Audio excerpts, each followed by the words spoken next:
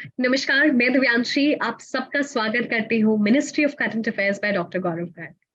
आज इस interview session में हमारे साथ जुड़े हैं रुपेश यादव, जिन्होंने agriculture insurance company of India limited में एडमिनिस्ट्रेटिव ऑफिसर स्केल 1 का जो एग्जामिनेशन है उसको क्लियर किया है। और आज वो हमारे साथ जुड़े हैं, इस एग्जामिनेशन से जुड़ी तमाम चीजों के बारे में शेयर करेंगे और उनका जो सफर रहा है अभी तक का। तो चलिए स्वागत करते हैं रुपेश का और सीधी बात करते हैं रुपेश से। Congratulations, Rupesh, and lots of congratulations. Very happy that you have joined us today in this interview session. Thank you ma'am. Rupesh, सबसे पहले तो थोड़ा सा बताएं इस एग्जामिनेशन के बारे में, क्या है ये एग्जामिनेशन? मैम ये फर्स्ट टाइम हुआ था अभी। इससे पहले ये खाली टेक्निकल वो एग्जाम होता था एग्रीकल्चर वालों के लिए, जो एग्रीकल्चर से जिन्होंने बीटेक कर रखी होती थी। बट फर्स्ट टाइम ये जर्नलिस्ट पोस्ट के लिए था, तो उसी में मैम ये सिलेक्शन हुआ मेरा। ये पहली बार एग्जामिनेशन हुआ है, थोड़ा सा और बताएं कि कौन लोग इसको अप्लाई कर सकते हैं, क्या मैम एलिजिबिलिटी क्राइटेरिया है, क्या एग्जामिनेशन पैटर्न है, everything about the exam. Ma'am जो नॉर्मल जो बैंकिंग एस्पायरेंट होता है वो इसमें अप्लाई कर सकता है, और पैटर्न बैंकिंग जैसा ही है। इसमें सिंगल एग्जाम होता है और उसके बाद इंटरव्यू है, और नॉर्मल बैंकिंग वाले सिलेबस है मैम पूरा इसका। तो इसके लिए मिनिमम रिक्वायरमेंट क्या है, क्या क्वालिफिकेशन चाहिए रहती है? आपने जैसे बताया कि पहले ma'am only. Normal graduation, okay. 60% in graduation. 60% in graduation. और जो वर्क होता है, जो काम होता है, जो जॉब प्रोफाइल होती है, वो उसके बारे में बताएं। मैम उसके बारे में तो अभी इतनी इन्फॉर्मेशन नहीं है किसी को भी, बिकॉज फर्स्ट टाइम एग्जाम हुआ है। बट स्टिल इसमें बेसिकली इंश्योरेंस रिलेटेड जैसे अंडर राइटिंग का वर्क होता है, या फिर आप साइट पे जाते हो देखने के लिए कि किसानों के लिए बेसिकली जो विलेजर्स है, जो हमारे किसान हैं उनके लिए, उनको इंश्योरेंस प्रोवाइड करती है ये जो संस्था है AICIL, crop all insurance. Right. All right, तो आपने बताया कि पहला स्टेज होता है रिटर्न, उसके बाद इंटरव्यू। तो हम पहले रिटर्न स्टेज के बारे में ही जानेंगे, क्या क्या सेक्शंस यस होते मैम। हैं और कितना डिफिकल्टी लेवल होता है। रिटर्न एग्जामिनेशन की कैसे तैयारी करनी है, A to Z थोड़ा डिटेल में बताएं। मैम रिटर्न एग्जाम इसका 150 मार्क्स का होता है, जिसके अंदर 115 मार्क्स का ऑब्जेक्टिव टेस्ट होता है और 35 पर डिस्क्रिप्टिव होता है। उसमें जो लेवल है वो बहुत हाई तो मैं नहीं कहूँगा, RRB PO मेंस का आप लेवल लगा सकते हो। और जो डिस्क्रिप्टिव है वो 35 मार्क्स का नॉर्मल डिस्क्रिप्टिव होता है। तो लेवल तो बहुत ज़्यादा नहीं था मैम इस बार एग्जाम का। तो ऑब्जेक्टिव और सब्जेक्टिव दोनों की ही बात करेंगे। ऑब्जेक्टिव को कैसे तैयार करना है? मैम ऑब्जेक्टिव के लिए जो नॉर्मल बैंकिंग प्रिपरेशन होती है वो इनफ है। अगर आप अच्छे से बैंकिंग की प्रिपरेशन करते हो 6-7 महीने के लिए, तो आप आराम से इस एग्जाम को निकाल सकते हो। ऑब्जेक्टिव में कोई प्रॉब्लम नहीं आएगी अगर आप जैसे IBPS PO या SBI PO की तैयारी करते हो तो। और मैम डिस्क्रिप्टिव की भी करते ही है बैंकिंग एग्जाम में जब तैयारी करते हैं तो। तो रुपेश, अगर किसी को एग्जामिनेशन की अब से तैयारी करनी है तो ऐसे क्या रोड मैप उन्हें बनाना चाहिए? वो बैंकिंग से भी भली बातें परिचित है, उसकी भी प्रिपरेशन करें और ये एग्जामिनेशन देना है, तो डिटेल में इस एग्जामिनेशन के बारे में जानना चाहिए, पैटर्न जानना चाहिए। Just tell everything in detail.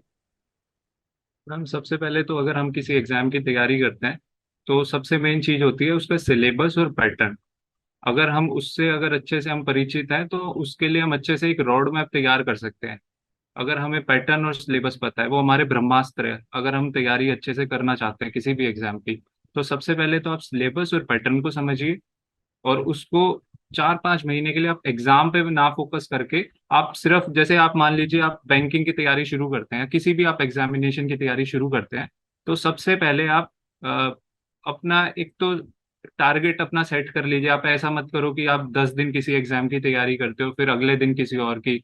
तो आप पहले अपना फोकस करिए, अपना सेट करिए। उसके बाद जैसे आपने बैंकिंग एग्जाम की तैयारी करते हो, तो उसमें आप 6 महीने के लिए बिना एग्जाम को ध्यान में रखते हुए अच्छे से अपना सिलेबस कंप्लीट करो।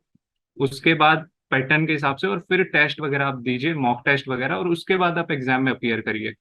सो रुपेश, आपने जैसे अलग अलग सेक्शंस को कैसे प्रिपेयर करना है उसके बारे में बताइए। क्वेश्चंस आते हैं और क्वेश्चन पेपर को कैसे अटेम्प्ट करना है? क्वेश्चन पेपर तो इसमें जैसे कोई सेक्शनल टाइमिंग नहीं थी। इसमें जैसे जो आपका स्ट्रॉन्ग पोर्शन है, जैसे मेरे लिए रीजनिंग और इंग्लिश मेरा स्ट्रॉन्ग है, तो उसको मैंने पहले अटेम्प्ट करा, और उसके बाद मैंने मैथ को, देन जीए, जो कि मेरा थोड़ा सा वीक पोर्शन है, बट गौरव गर्ग सर से पढ़ के थोड़ा सा अच्छा हुआ है ये मेरा सेक्शन। उससे पहले मेरा वीक था ये। तो मैम जैसे रीजनिंग करते हैं तो बेसिक रीजनिंग थी, जैसे जो बैंक में आती है, जैसे पजल थी और सिलॉग्स, ब्लड रिलेशन वगैरह, तो कोई बहुत टफ नहीं थी। अगर आप बैंकिंग की तैयारी करते हो तो आप बड़ी आसानी से अटेम्प्ट कर सकते हो उन क्वेश्चंस को। अ, उसके बाद मैम इंग्लिश, जो मेरा शुरू से ही स्ट्रांग रहा है, तो उसमें मेरे को कोई परेशानी नहीं हुई, वो भी सिंपल बैंकिंग पैटर्न का ही था। और मैथ भी इजी ही थी और जीके भी नॉर्मल थी। और देन मैम डिस्क्रिप्टिव स्टार्ट हुआ था, वो 35 मार्क्स का था, और वो नॉर्मल जैसे अपने लेटर ऐसे वगैरह आते हैं बैंकिंग में, वैसे ही था।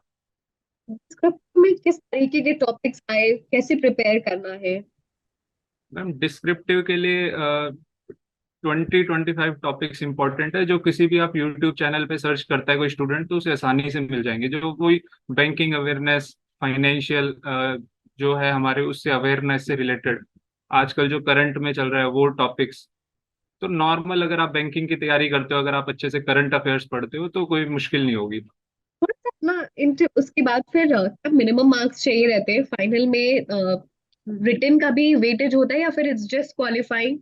नो मैम, 200 मार्क्स पे मेरिट बनती है। 150 रिटर्न एंड 50 इंटरव्यू। सो 150 और रिटन के बाद one qualifies for the interview. Interview में किस तरीके से प्रश्न पूछे गए? मैम इंटरव्यू में सबसे पहले तो जो चेयरमैन मैम है, सीएमडी जो मैम है, गिरिजा सुब्रमण्यम मैम, वो भी थी। और 3 उनके अलावा और जो ऑफिसर्स थे, बड़े ऑफिसर्स, उन्होंने इंटरव्यू लिया, उन चारों ने। और इंटरव्यू में नॉर्मल था, जैसे इंश्योरेंस सेक्टर से रिलेटेड इंफॉर्मेशन पूछी थी, जनरल जो बैकग्राउंड है स्टूडेंट का उससे रिलेटेड। बाकी मैम मैंने जैसे इंश्योरेंस का तो सर का कोर्स लिया हुआ था, गौरव गर्ग सर का, तो उससे मेरे को काफ़ी हेल्प मिली। जैसे काफ़ी मैम इम्प्रेस हुई थी मेरी जो टेक्निकल नॉलेज थी उससे, क्योंकि सर ने काफ़ी डीप जाके टेक्निकल लेवल पे पढ़ाया था। जैसे कुछ टॉपिक्स तो मेरे को याद है, जैसे पैरामेट्रिक इंश्योरेंस एक टॉपिक पढ़ाया था सर ने, तो मैम काफ़ी इम्प्रेस हुई थी जब मैंने वो बताया उनको। तो काफ़ी हेल्प मिली, जो इंश्योरेंस जो 19 लेक्चर्स थे, वो वाला कोर्स मैंने ले रखा था, तो उससे काफ़ी हेल्प मिली मेरे को इंश्योरेंस सेक्टर में। तो बाकी मैम नॉर्मल जो बैकग्राउंड है और जो बीटेक या फिर जो भी एजुकेशनल क्वालिफिकेशन है उससे रिलेटेड पूछा था। और मैम 15 से 20 मिनट चला था इंटरव्यू। और मैम ये इंटरव्यू पुणे में हुआ था, जो नेशनल इंश्योरेंस एकेडमी पुणे है उसमें। रुपेश, अगर इंटरव्यू के लिए जा रहे हैं तो since it's an agriculture PSU है, agriculture hmm, insurance company of India limited, तो कुछ खास टॉपिक्स जो आपको तैयार करके जाने हैं? मैम इसमें सबसे पहले तो आपको बैकग्राउंड पे काफ़ी अच्छी आपको नॉलेज होनी चाहिए। आपके बैकग्राउंड से वो कुछ भी पूछ सकते हैं, कि अगर आपका कोई गैप है, या फिर आपने कहीं से, जैसे आपने बीटेक करी है किसी सब्जेक्ट से, तो उससे रिलेटेड आपको नॉलेज होनी चाहिए बेसिक। और मैम जो जहाँ से आप आते हो, जो आपका स्टेट है, वहाँ पे क्या करंट चल रही है, इवेंट चल रहे हैं, इंडिया में क्या करंट इवेंट चल रहे हैं। और एग्रीकल्चर से तो मैम इतना नहीं पूछा था उन्होंने, इंश्योरेंस से पूछा था बेसिकली।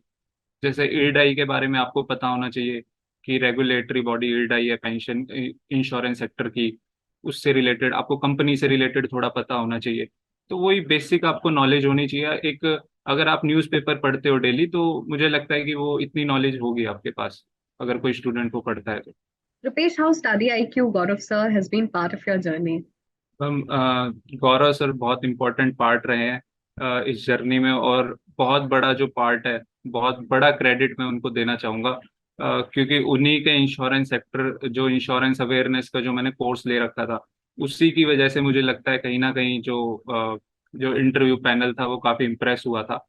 और मेरे पास तो सर के सारे ही कोर्स हैं, जैसे स्टेटिक वाला भी है, करंट 300 जो है, और कंप्यूटर का कोर्स भी मैंने ले रखा है। तो मैंने तो सारे ही कोर्स ले रखे हैं सर के। तो मैं स्टूडेंट्स को यही कहूंगा कि सबसे जो एक मेरे को अच्छी चीज लगती है गौरव सर की, कि वो ऊपर ऊपर से कुछ नहीं पढ़ाते, काफी डीप में जाके वो चीजों को स्टडी हमें, मतलब हमें प्रोवाइड करते हैं जो भी कंटेंट होता है।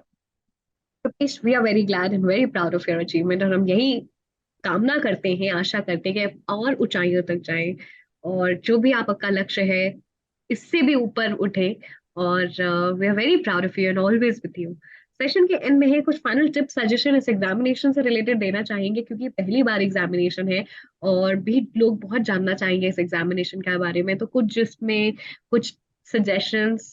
मैम इसमें सबसे पहले तो मैं यही दूंगा कि आपको कूल माइंड होके एग्जाम में आपको बैठना है, क्योंकि अगर नया एग्जाम होता है तो वो सबके लिए ही नया है। तो ऐसा कुछ नहीं है, आप नॉर्मल तैयारी करिए और बस अपना बेस्ट दो, रिवीजन अपनी रखिए, प्रैक्टिस, आप मॉक टेस्ट देते रहिए, अपने जो आपके बेसिक्स है उनको क्लियर रखो। सबसे इम्पोर्टेंट बेसिक्स है, क्योंकि आप टिप्स एंड ट्रिक्स के पीछे पढ़ोगे तो वो एग्जाम में काम नहीं आती है। एग्जाम में जो आपकी नॉलेज है, बेसिक नॉलेज है, जो आपकी प्रैक्टिस है, कैलकुलेशन आपकी बहुत तेज होनी चाहिए, जो मैथमेटिकल जो टेबल्स है वो आपको अच्छे से याद होनी चाहिए।